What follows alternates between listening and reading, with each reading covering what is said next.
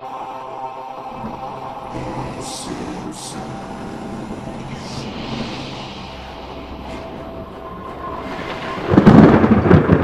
October 24th, everyone. Welcome to Midwest Horror Network's October 2020 special, where we discuss all of the Simpsons Treehouse of Horror episodes. Today we are talking about Treehouse of Horror 24 from season 25, and we have a lot of mixed opinions on this one overall, I think. Holy shit, did this one just like start out like sky high and then ran nosedive directly into the fucking ground. They literally put everything into the first episode, and they're just like, you know what, fuck it. Fuck the rest of the episodes. Yeah. So yeah, let's get right into it. I guarantee half the year was spent writing the rhymes of the first episode. Probably. Yeah. I don't doubt that, but we'll get into that when we get to the stories. So the intro, in concept, is pretty straightforward. They actually had Guillermo del Toro as a guest animator for this intro. Oh. Really? Well, that's cool. And He pretty animates? much... What's up? He animates? Like, he's an animator? So pretty much, I believe he did the storyboards for it. Oh, okay. Yeah. That makes more So sense. it's like directors of animated stuff, they're basically the ones in charge of storyboarding. Okay. So this was like his idea to do it this way. Cool. And he pretty much just took the basic Simpsons opening and crammed every horror reference in existence into it. More or less. I don't know if I mean, I'd say every, but a lot. It was like a lot. mixture of, like, past Treehouse episodes and some, like, classical horror references. Yeah, I a would lot say. of classic horror stuff, some modern horror stuff here and there, and a lot of references to his movies at the time. Like at the beginning, you have like the army shooting up all these zombies, and of that opening like aerial shot of Springfield. You have like Chief Wiggum as the Cyclops from, I think it was Jason and the Argonauts. Did I Oh, think it wow. was that version. It was, or maybe it was one of the Sinbad movies. Like I know it was like based on the Cyclops design of one of the Ray Harryhausen movies. In the background, you can see one of the Jaegers fighting a kaiju from Pacific Rim. What year was this one? This would have been 2013, I believe. Are you sure that wasn't 2014? Or that might have been right on the dot. Like they probably wrote the segment. Like I don't know how soon they need to write these segments in this era of Simpsons, but they were. But for just the intro, they were probably able to get them. You know pretty what? quickly. I was gonna say, you know what? No, I think Pacific this Rim did was- 2013 because Godzilla was 2014, if I Yeah, remember correctly. yeah, 2013. So it would have been. Yes, this was 2013. Yeah, so right on the dot. Yeah, this was October 6, 2013. Okay, then yeah, that makes and, sense. And this was their, not is the 24th Treehouse, but it's the 25th season. Okay. Yes. Makes sense for them to do something a little special for the 25th season. Yeah. So you've got a lot of horror references there. You have the Ralph underneath the Jebediah Springfield statue. It gets sawed off and it knocks his head off. The statue head knocks Ralph's head off. Then you have Bart in the... as it's going into the school, before we get to Bart, you have Edna Krabappel sitting next to Alfred Hitchcock on a bench, feeding the birds. He throws some bird food onto her, and they attack her. Go into the school, and you have Bart writing on the chalkboard, all work and no play makes Jack a dull boy. And then just next to him, you have Stephen King writing the same thing as well. He scares Bart. I'm sure he was on his 80s cocaine at the time. Then you have Homer at the nuclear plant, and the plutonium rod gets into his suit. It mutates him into like one of the Blade 2 vampires. He runs away. Carl dresses up as Blade, and when he takes out his sword, chops off Lenny's head, and Lenny just pours coffee down his neck. That works. So I'm trying to remember the order of these things. Next, you go down into the earth and you see the old-style Simpsons. And the old Godzilla skeleton. Yeah, Mr. Burns is the Pale Man from Pan's Labyrinth, and he bites off a fairy's head, the fairy in the style of Waylon Smithers. Then you have Marge at the grocery store, and they're ringing up the artifacts from Kronos, which is Guillermo del Toro's first movie. And Marge is in the style of one of the bugs from Mimic. And Maggie and Baby Gerald sort of have this mimic standoff where they turn into each other, essentially. Yep. You have Milhouse riding his bike, running away from the car from the 1977 movie The Car, which is actually a much better shot movie than it has any right to be. It's not a good movie, but it's a well-shot movie for what it is. And Maggie's driving the car, runs down Milhouse. Because fuck Milhouse. Yep. And then we go through the town. We see a whole bunch of classic horror authors, including Edgar Allan Poe. With the fucking Raven. Yep. And then you have like the giant elemental from Hellboy 2 destroying the town. You have the Universal monsters. Then you have this pan going through the whole town, go up until the Simpsons house that has like a who's who of horror references. Just a couple that I caught this time were the vampire from Nosferatu. Like there is a lot. Like you kind of got to freeze frame it to see everything. Did anybody catch any in there? I don't even remember that section. There was so many. Yeah, that's the thing. There was a lot happening in this intro. It's like, well, there's that. Holy shit. We forgot Lisa when she's exiting the school. She is playing her saxophone, but next to her are all the different phantoms from the different variations of Phantom of the Opera, including the 1925 version. Surprised Mark didn't make a comment on that. And then conducting it, Mr. Largo, and dressed up as the Phantom of the Paradise, which I really appreciated. Yeah, when they get to the house, Marge runs Homer down. They all gather at the couch, and Lisa falls to the couch, and through like an Alice in Wonderland down the rabbit hole reference, and then she lands in like that fantasy world at the end of Pan's Labyrinth, and next to her is the Hypnotoad from Futurama, another Matt Groening show.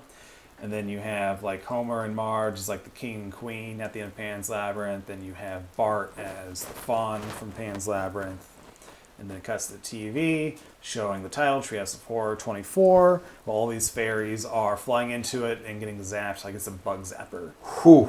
It's a lot. Fucking long one. There's a lot going on. I even there. forgot Groundskeeper Willie as Hellboy in there. Oh, yeah. I'm pretty sure the Xenomorph made an appearance towards the end during that whole pan of the whole town. I didn't notice it. Like I said, there was a lot You got to going go on. frame by frame to really see everything. I'm sure there's somebody on YouTube who's just like, we're going to dissect every little reference. There is. Yeah, this is a really cool. This is a really cool opening. I was just along for the ride. If I could try to catch as much stuff as I possibly could. Yeah. But I certainly wasn't going to catch everything, so I was just in for the ride. It was really well done. Yeah. Really well done. Probably my favorite intro of the whole Treehouse of Horror. This is one of my favorite intros Definitely. of any Simpsons episode. Gee, I wonder why. This is awesome. It is awesome, especially the Stephen King thing. Like, I think he gave that look of Maximum Overdrive trailer. a I little think bit. he gave him that look. Like I bit. said, that cocaine was definitely apparent in here. Yeah. But, David, are you sure you don't love it just because of the goddamn Raven? Yes, I do. The Raven. You're not the only one that's going to get shit on in this episode. So yeah, for me, this intro is the highlight of the episode. I have to disagree with you, but we'll get into gonna be the hard. segments. Yeah. We'll It's get gonna into be the hard to segments. say But that. like, I don't necessarily think like I think I laughed at like one thing. I wasn't really like. It was just really cool. Like I don't really think this is supposed to be a funny thing. It was supposed to be cool. It's supposed to be like a love letter to like every type of horror and like all the stuff that Guillermo del Toro likes. It's definitely a well thought out, well made intro. Yeah. Especially considering it's from The Simpsons of all things. You've been broken now twice, so I don't want to hear it from you. Shut up, Mark. He's got you there, Zach. All right, so Mark, tell us about our first story. Oh, the places you'll do. It's amazing you were able to catch that title, considing the title I cards have were a there cheat for like a sheet here. frame. That's why I look up the cheat sheet on Wikipedia for the titles. Cheater! You're a big phony. Oh my. Big fat stinking phony! So speaking of phonies, so so this is a parody on the Cat in the Hat. It's the Fat Man and the Cat. Fat in the Hat. Sure. I gotta say, I think this is probably one of the funniest Yeah. fucking segments I've seen. This one had consistently Like, funny moments. one of the funniest, hands down, fucking Treehouse of Horrors that I have seen thus this far. I really like this. Like, they put a lot of effort into this episode or this segment. Like I can tell, like there was some serious planning and things. Essentially, the entire thing is exactly like a Dr. Seuss. It's entirely rhymed. Everyone, there's a couple different songs in the segment that they're singing. Two of which broke me and then also broke Zach in this episode. Homer is essentially the Cat in the Hat. If I'm sure a lot of people are familiar with how the story goes with the Cat in the Hat. There's kids that have to stay at home. In this case, they have the measles. They can't Mumps. The mumps. They can't go out on Halloween. And then the Cat in the Hat comes. And then the regular story, Cat in the Hat, kind of causes some mischief, and it helps them out. But well, he causes mischief in this as well, just more extreme mischief. Extreme mischief, and it started out. These speakers go up to 11. Yeah, they really do. They really do. He causes all kinds of crazy shit. He gives the kids booze, goes out and murders a bunch of people, beats up Grandpa. So he gets in a quick fight with Grandpa before he is going to get all the kids out, and which they rapid fight. He goes outside, and then the Lorax is there, and this is where Zach was broken. Through the course of a song, he says, "I'm out here to." All right, I'm sorry, Zach. You got to do this because this is your joke. So he's like, I'm out here. I lost everything because I spent it all on like marketing or what? No, it was what did like, he say? I forget the rhyme, but Yeah. basically he's saying, "I speak for the trees, but I've plastered my face all over like merchandise." I forget what the rhyme was, but basically he's talking about how basically the Lorax is this creation, this character who's supposed to like encourage you to be mindful of the environment, but now here's his face and all of this useless merchandising crap. And then Homer's just like, you fucking sellout, punches him in the face, destroys all his merch, throws it in a recycling bin, and flips his car and proceeds to tell him to fuck off. Yeah, it's pretty great. We had to pause. This is the Second time. This is the second episode that we've had to pause for Zach's breaking, which is pretty great. Second episode in a row. Yeah, that's pretty impressive. Yeah, that's impressive. The I approve of this. as do I. So we go ahead and go. It helps that it was voiced by Mo. Yeah, that's true. So then we go through the course of the evening. They're going around and causing even more mischief. He robs Mo, and then slices his throat and turns him into a fucking coat. And then he also goes and robs the Apu. Yep. And then proceeds to invite his entire family over for a family fun day, which is worse than being robbed, apparently. And Well, it's murdered. worse. It's worse than being shot. Yeah. He got something worse for him. They go through the course of the evening, and then while they're doing this, is obviously all in rhyme. And then they're singing several different songs. And the joke that got me really fucking hard was, and I forget the exact rhyme, but he's like, and he has some political opinions that are a little weird, and you see him put the dynamite down and blows up, and he turns, and he's wearing the Guy Fawkes mask. That was great. I'm done. It has something to do with like no soda tax, or I think that Oh yeah, that's right. Which no soda here's tax. the thing. I thought that was only a fucking Chicago thing. No. That's definitely a lot of places. Yeah. thing. Oh my god, I didn't know other places were doing that. That's why I laughed even harder, because it was a fucking tax thing. Oh my god. That's where it went from so hard. 6 to freaking 11. And there was. That was so fucking long ago too. Oh yeah. That stupid the sugar tax bullshit. Fuck you guys. And through the course of the night, there were several other funny moments. A couple more people got killed. And the kids finally get away from him because he's a fucking psycho. And they get back to the house, and then they realize, oh, we're finally away from them. They turn around, and then he's there. And he's about to murder them. I'm sorry, he's going to say, "I'm your new dad now." And then Maggie wasn't having that, so she stabbed him with an umbrella. which is not shocking because Maggie has murdered many people through the course of The Simpsons. And then the episode ends, and the kids end up getting their candy. This, like I said at the very beginning of this is hands down one of the funniest episodes or segments of Treehouse of Horror. It is damn good. It is very smart, which is saying something for the fucking Simpsons. Well thought out, and The best moments, like when he's dying, he's like, please don't let me be played by Mike Myers. oh, that's right. Yes. And then if Fat Man in the Hat returns in the sequel, Fat Man joins a frat, and it's literally him bent over with people hitting him with paddles. There were so many. Like, this is just as specific. The amount of references that you were hit with the intro, this hits you with as many jokes.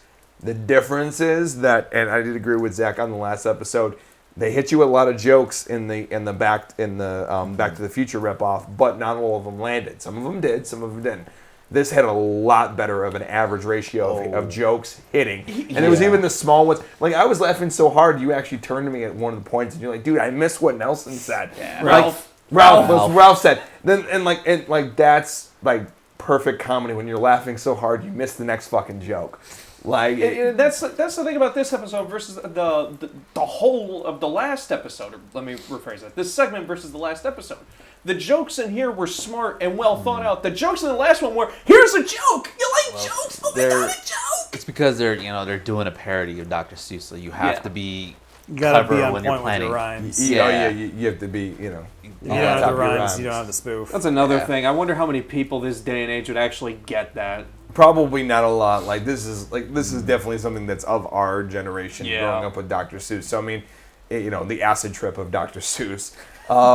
It's definitely a good thing. And again, I was very impressed by, like many of you guys were, with the rhyming and I've said this before, but I want to say it again because it was so impressive. Is there were several small songs within it. It wasn't just the rhyming. There was a couple moments when they were singing. It's the one joke that really got me. I like the one lyric that's like, the Fat in the Hat, you'll see his name on Amber Alert. I forget the exact the Amber Alert, and I'm like, oh, there's another felony. That's right. The first minute of this episode, I counted 4 felonies. Yeah. Marge sticks her tail in Maggie's mouth, and Maggie sucks it. I'm like, felony! And then also Kidnapping. and then the Fat in the Hat also sticks them in needles in their asses. To cure their mumps. Yes, to cure their mumps. Giant ass needles, bent over, bareback. Oh, It's fucking weird.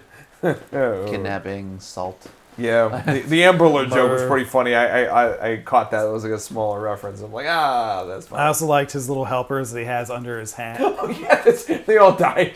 The rhyme he said for that was genius. Yeah. The only problem is I'm too stupid to remember it. I remember part of it. If you don't, It was without food, water, and something else. and sunlight, they cease to exist. Yeah, but it was something else they listed rhymes with exist, and I can't remember what that rhyme was. Yeah, But that might.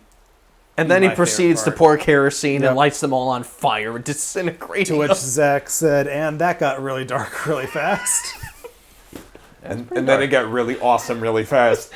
And then the Lorax came out, and it's just like, holy shit! The whole thing with Mo was hilarious. And then also pantsing the random walking pants. That was probably the weakest joke in the segment, I would say. Yeah. I guess I would agree. I mean, I enjoyed it. The one joke that I liked too was when Milhouse went to Nelson's house and he's like, "Give me your candy." Then he grabbed the candy and they shut the door, and then the animatronics took his glasses and broke them. I like how he had a beard and stuff too. I'm like, why the hell does what? It was probably based on some kind of Dr. Seuss character. yeah. Sure, 100%. But yeah, this was a fun fucking episode. Definitely. One of my favorites for sure. Yeah, this one was. I'll definitely remember this segment. I enjoyed this a lot more this time than I did when I first saw it. Just something about it just didn't click with me when I first saw it when it first aired, but I really enjoyed it this time, a lot. You're with the right people. Yeah. And then the rest of the episode takes a Well, we haven't gotten to that yet, Mark. Off a cliff. Let's stick with this one. We're talking getting about there. this one right now. Stay focused. Off a cliff. I Realistically, I don't know if there's much more to say about this episode or segment other than it was it was awesome. This was up probably there. one of the best, if not the best segment in the Simpsons so far. I'm It very was up there and out there. yes, and I think I'm not gonna. I wouldn't want to make too much of a prediction, but I have a feeling that at the end of this, that's probably going to be my favorite segment. Of all the Treehouse of Horrors. I can unless something potentially agree. Unless something comes up that takes me really by surprise in the next, 7? How many more we have? Let's see. This is number 24, I believe. Okay. So we have 25, 26, 27, 28, 29, 7. 30, 31, 7. 7. So unless something comes up in the next 7 episodes that really takes me by surprise, this is most likely going to be my favorite one of all. Of all of them. 31's gonna. Brandon thinks he might have something up his sleeve because he's smiling. We'll but- see. But we'll I look forward to 31 because even he hasn't seen that one. No, and I'm going to just say, so we're recording this on October 13th. The 31st one airs on the 18th, and I am going to say I'm not going to watch it until we get to it. Fair enough. I will go in cold into that one with you guys. I will forego my tradition of watching the Treehouse of Horror the night it airs so that I can do it with you I guys. just want Yeah, you I love guys it. to realize he's going to be like an addict for the rest of the week until he watches it. Like, when the fuck are they coming over? I need to watch the episode. Oh my god. I don't sound like that, but he's not wrong. I don't know what else I can say about this. I don't know what segment. else there is to say about this one. Just it was really fun. David, tell us about segment 2, Dead and Shoulders. Yeah, This- please remind me what the fuck happened in Yeah, this one. This is where it starts going down. Starts? It starts. It doesn't get there, but it starts. We start off with Bart flying a box kite, apparently for, a day or hours? It was for a while. Like 2 days, It was maybe? a while. It was Yeah. a while. For a long ass time. Yeah, throughout the Which month. they've actually had funnier box kite jokes before. Yeah, this one was... And I'm serious when I say that, by the way. I'm not joking. Like Really? There was for the air show that they went to in like season 7, I think. They have like the kids come out with box kites, and Martin is there, and like the whole crowd's like, no, and Martin's just like, the box kite was originally invented as a means to dry wet string. Thanks. That doesn't sound funny. That just sounds boring. But yeah, like that was the joke, is that the audience didn't want a boring box kite Yeah. with kids with box kites when there's supposed to be jets flying around for the air show. So they like created the most boring sounding fun fact for a box kite they could think of. Moving on. Yeah, moving on. He was flying the box kite by the airport. So, yeah. 'Cause the story has to happen somehow. Somehow. During this montage of him flying the box kite, we got a bunch of jets and planes, barely missing the kite. And I think Millhouse smells a dandelion or Yep. flower, and he obviously, Has an allergic reaction. He has an allergic taken us to the reaction. ambulance. which is funny. Because Millhouse has to get fucked Because every it's in a episode. house. And then Pretty Bart much. gets tired of holding the kite, and it's like, I have nothing to tie it to, and he, for some reason, wraps it around his neck Because he forgot his scarf. because he and forgot was his scarf. cold. Which he can also wrap it around his wrist Yeah. or his hand or his leg. The story has to happen somehow, Mark. Let's keep this train moving. Yeah, let's keep it moving. So after he ties it up, helicopter passes by. It's a news helicopter, and he's reporting on traffic, essentially. Doesn't see the kite. Helicopter gets wrapped around the kite, pulls, and Bart gets decapitated. He wakes up in the hospital. He is attached to Lisa, because we haven't seen heads being attached constantly during Treehouse. Yeah.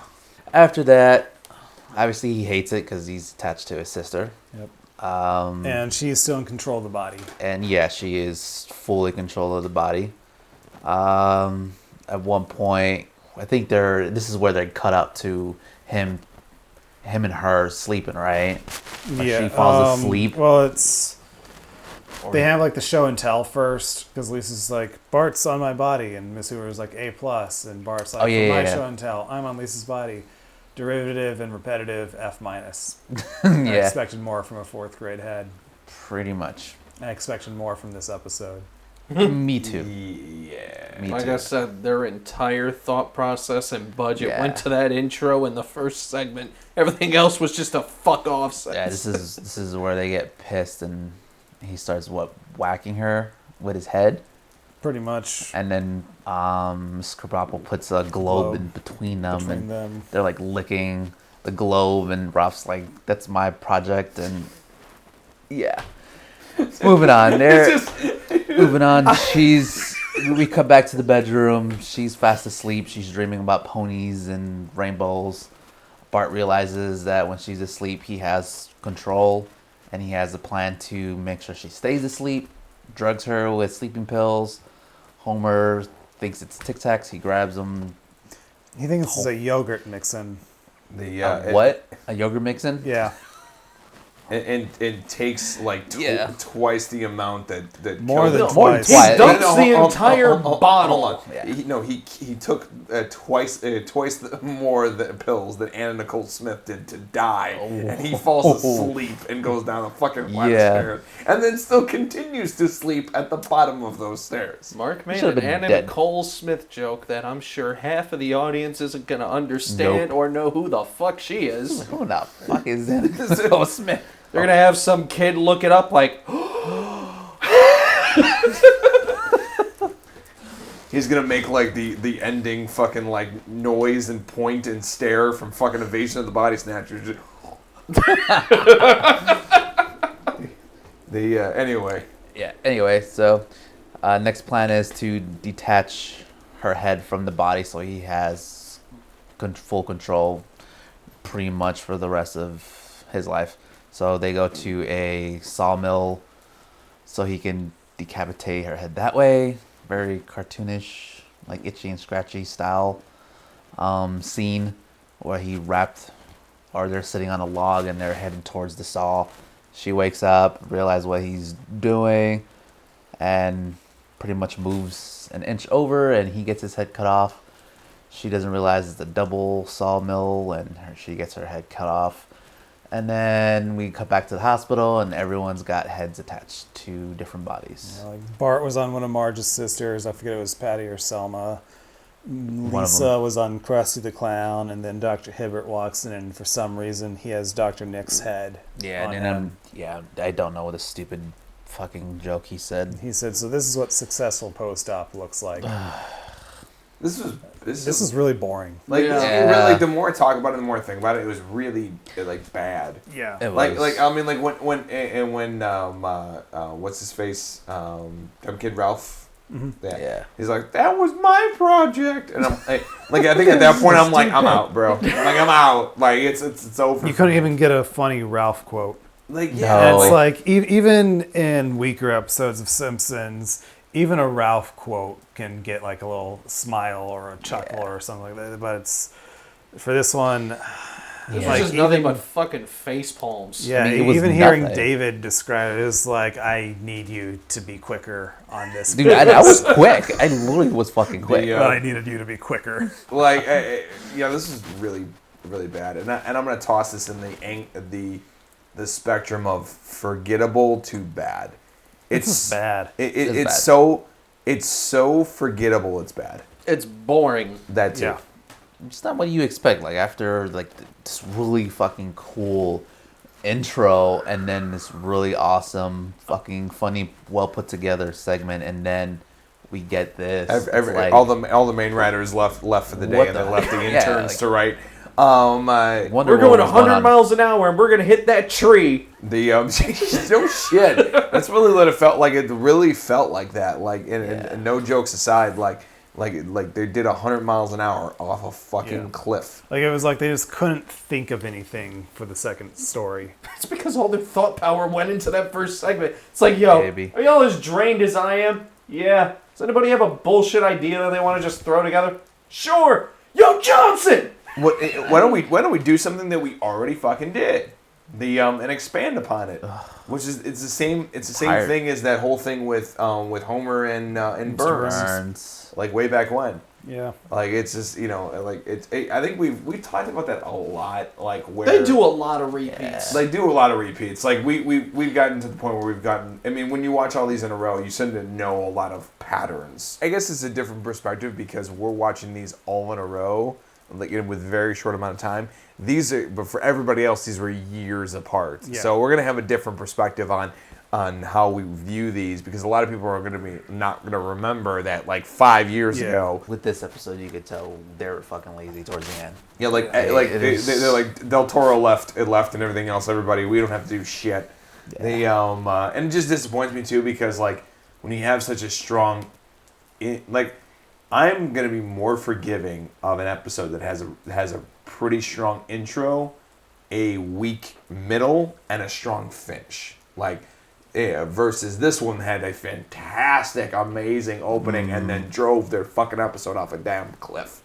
So that's the part that I'm going to be disappointed about. I'm going to remember that. Yeah. And I'm going to remember how awesome it was. And then I'm not. I'm just going to remember that first segment, and that's it. The other ones, I guarantee I will forget. But you're going to remember, though, how the transition was made. Like, how good it was, and then it drove off the cliff. I think you are. Really, you can watch the intro, watch the first segment, and then skip to the next episode. Because here's the thing, that fucking joke with comic book guy where he's just like, I wasted my life. I remember that segment. I don't remember anything else in that episode. I do. But anyway, let's move it on. Yeah. Zach, tell us about the third segment, Freaks, No Geeks. Yeah, so this is a sepia tone themed episode. It's essentially a freak show episode. Yep. It's a direct spoof of the 1932 movie Freaks. Cool. Never saw it. It is creepy. Cool. Never saw it. But this episode was fucking terrible. So it starts off, Mr. Burns is showing off the sideshow or whatever, showing off all the freaks and all that stuff. Homer's the strong man, Marge is the acrobatic woman, and then everybody else is a fucking mutant or whatever. They had to throw in, what was the joke, recycled episode person or whatever. So, the dreaded callback. Yeah. And you have Bart's head on Selma's body. Which was just like... Oh, Yeah, man, we that continue to was suffer. That was cringy. It's like, painful. again, lazy. The episode continues. Mo falls in love with Marge because she's the only one who's nice to all the freaks and stuff like that. Homer's just a straight up asshole. Homer sees that Mo has this nice emerald ring that he can sell to get, a steamer or get into a better sideshow circus or whatever. So he has the brilliant plan of marrying Mo and Marge so he can kill Mo and then marry Marge and then take the emerald ring and sell it. Because, that's the simplest way to go about shit.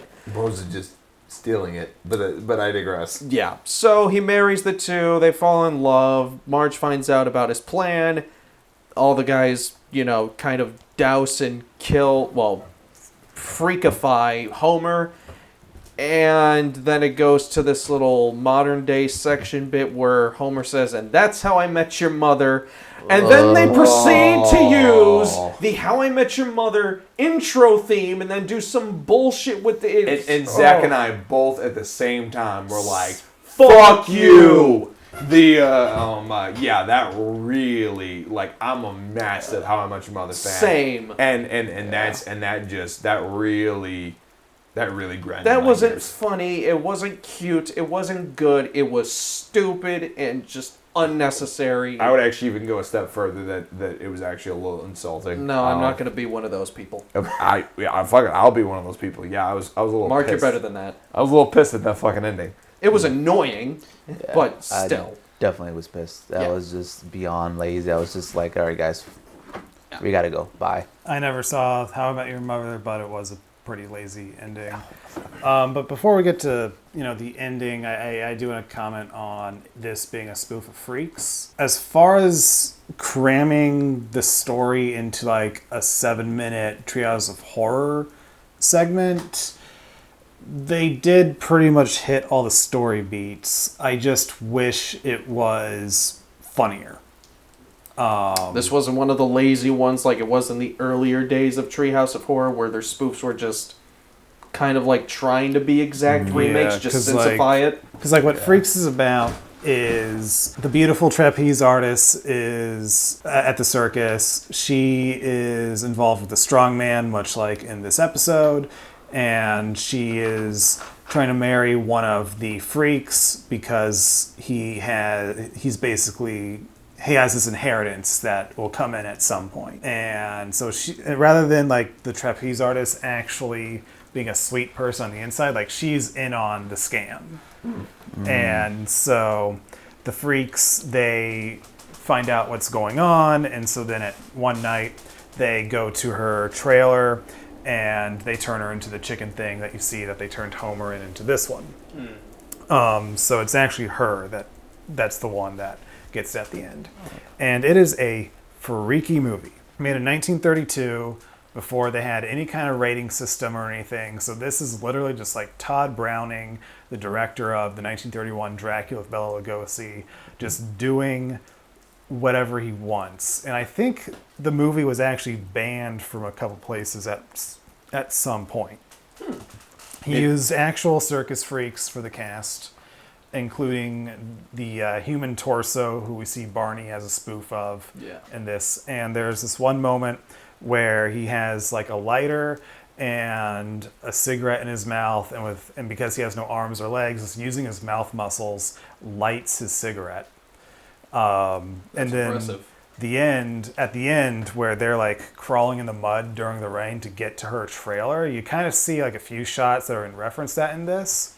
But because like it's just the bare minimum sound and just the shots, it is just freaky the way that's shot and put together in the original thing. I've seen it make all kinds of top 10 lists for like freakiest moment, scariest horror movie of the 30s. I mean, like it probably is the scariest movie of the 1930s because like it's not one of those movies that's like trying to reference anything else because it's the 1930s. What is there really to reference? It's an original. It is pure, unadulterated, unfiltered Todd Browning just telling one hell of a story, and because it's without like the glitz and glamour of Hollywood production, it is just down and dirty, creepy. I wish they did a better job spoofing it. So do I. I wish they just did a better job on the rest of the episode in general. Yeah. I'm gonna have to put an agreement on that one. Like I am gonna remember. I know Zach's gonna black this out of his memory, but I am gonna remember this episode forever having a phenomenal opening and then driving their whole episode off a fucking cliff. Yeah. Yeah, the start segment, like They had it. Oh, they had it. They had the good idea.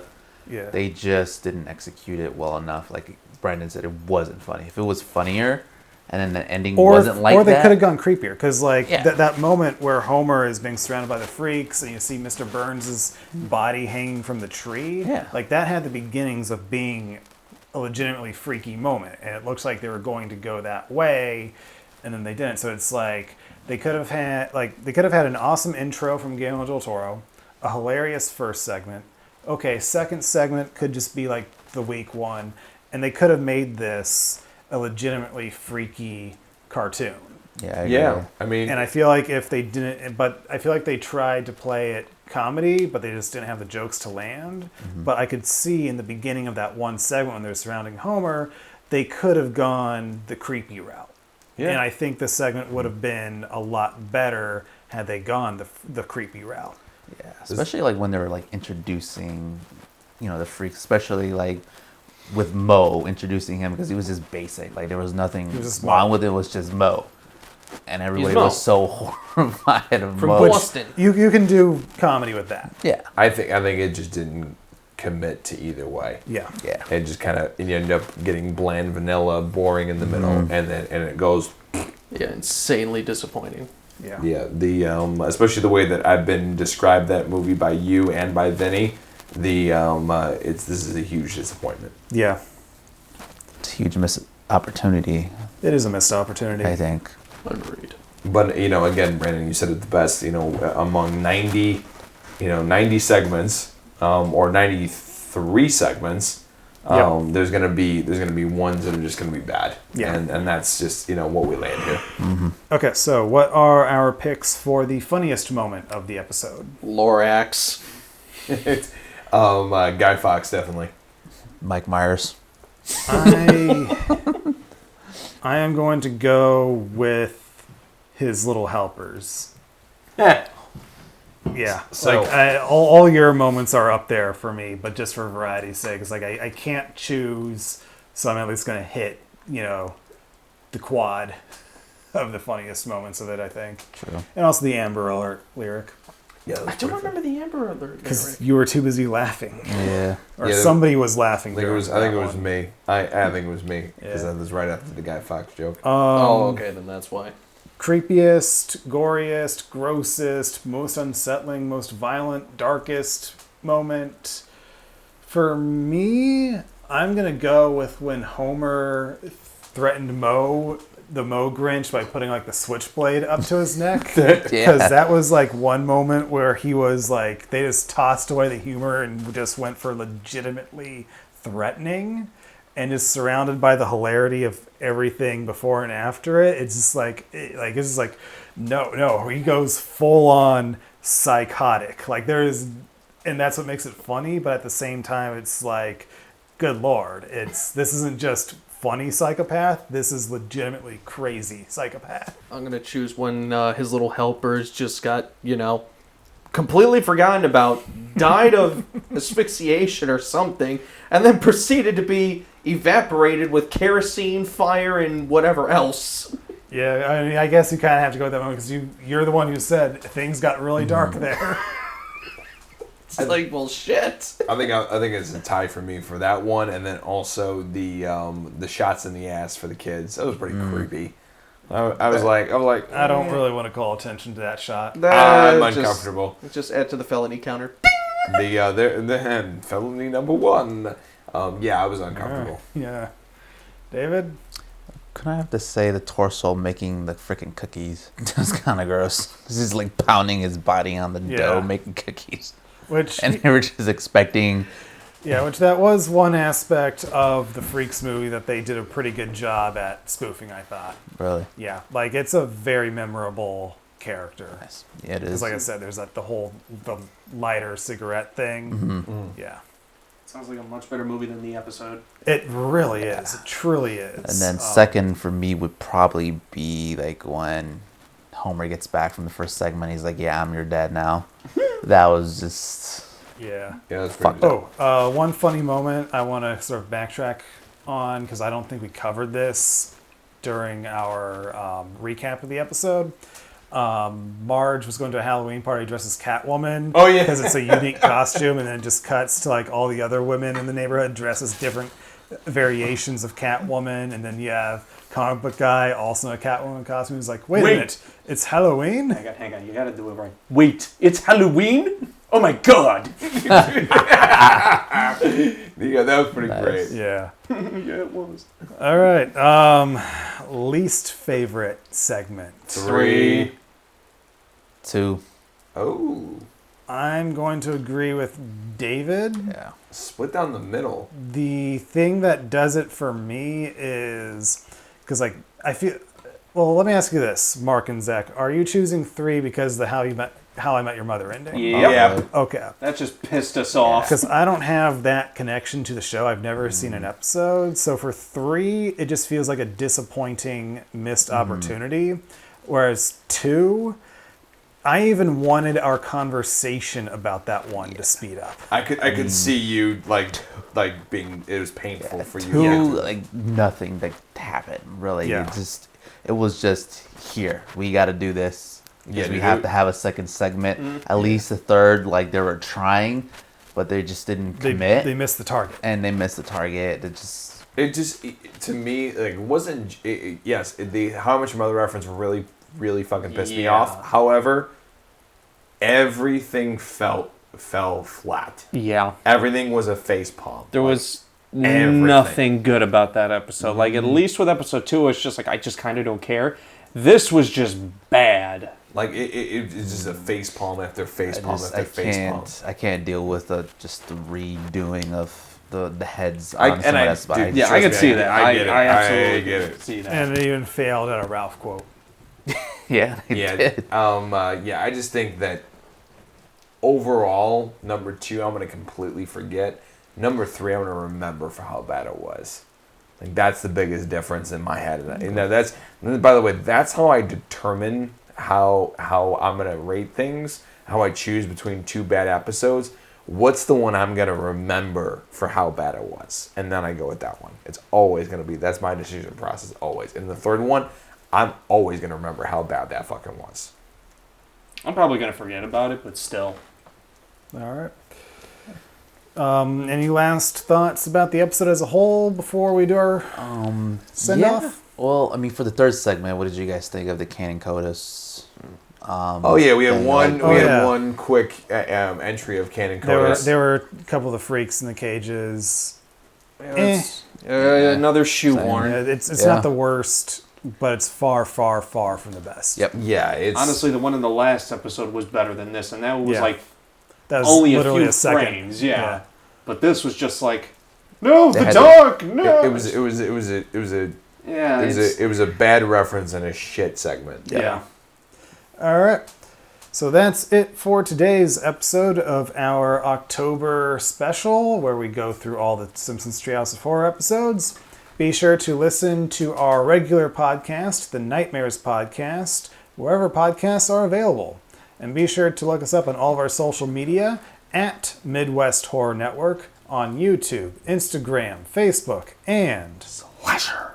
And of course, if you are on YouTube watching this, if you can give us a quick like and subscribe, and then make sure you click that little dingy bell to be notified every time we drop amazing content here on YouTube. And then also, if you are listening to this on any streaming podcast service, including Spotify or Apple, please press that follow button so you can also be notified every time we drop an episode like this. Thank you so much, and we will see you tomorrow. Happy October 24th.